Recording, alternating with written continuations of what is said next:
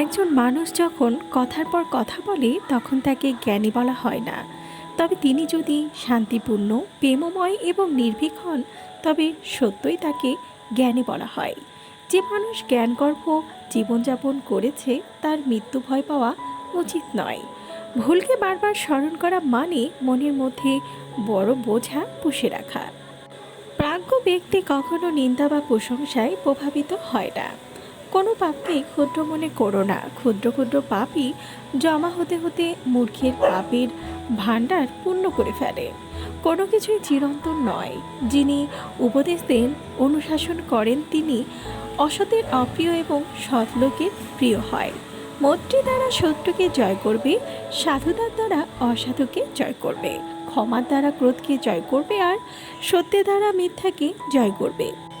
যিনি যত অধিক ভাষণ করুন না কেন, তাতে তিনি ধর্মধর হতে পারেন না। যিনি অল্পমাত্র ধর্মকথা শুনে নিজের জীবনে তা আচরণ করেন এবং ধর্মে অপ্রমত্ত থাকেন, তিনি প্রকৃত ধর্মধর। যিনি তোমার ত্রুটি প্রদর্শন করেন আর তর্জন্য ভৎসনা করেন, সেই মেধাবীকে গুপ্তনিধির ন্যায় জানবে। ক্ষুদ্র ক্ষুদ্র মুহূর্তের সমন্বয়ই জীবন। কেবল একটা সঠিক মুহূর্ত পাল্টে দেয় একটা দিন, একটি সঠিক দিন পাল্টে দেয় একটা জীবন, আর একটি জীবন পাল্টে দেয় গোটা বিশ্ব। তোমার চিন্তাই তোমার শক্তির উৎস। নেতিবাচক চিন্তা তোমাকে অনেক বেশি আঘাত করে, যা তোমার ধারণাই নেই। প্রতিদিন সকালে আমাদের নতুন করে জন্ম হয়, তাই আজ আমরা কী করছি সেটাই সবথেকে বড় গুরুত্বপূর্ণ বিষয়। শুভ সূচনা করতে প্রত্যেক নতুন সকালই তোমার জন্য এক একটা সুযোগ। ধৈর্য হলো গুরুত্বপূর্ণ জিনিস, মনে রাখবে। একটা কলসি বিন্দু বিন্দু জলের দ্বারাই ভর্তি হয়।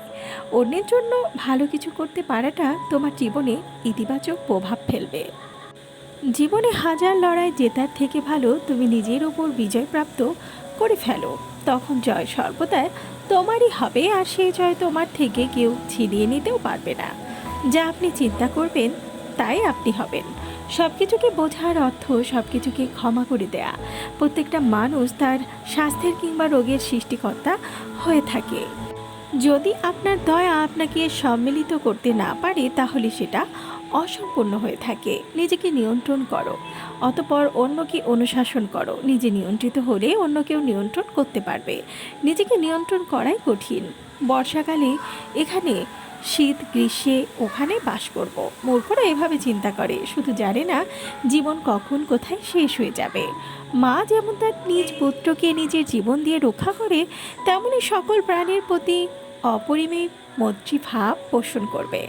জীবনের খুব কম মানুষের জীবনে পরিপক্কতা আসে। সঙ্গী হিসেবে এই পরিপক্কতাকে তোমার অর্জন করতে হবে, তবে তা ভুল মানুষকে অনুসরণ করে নয়।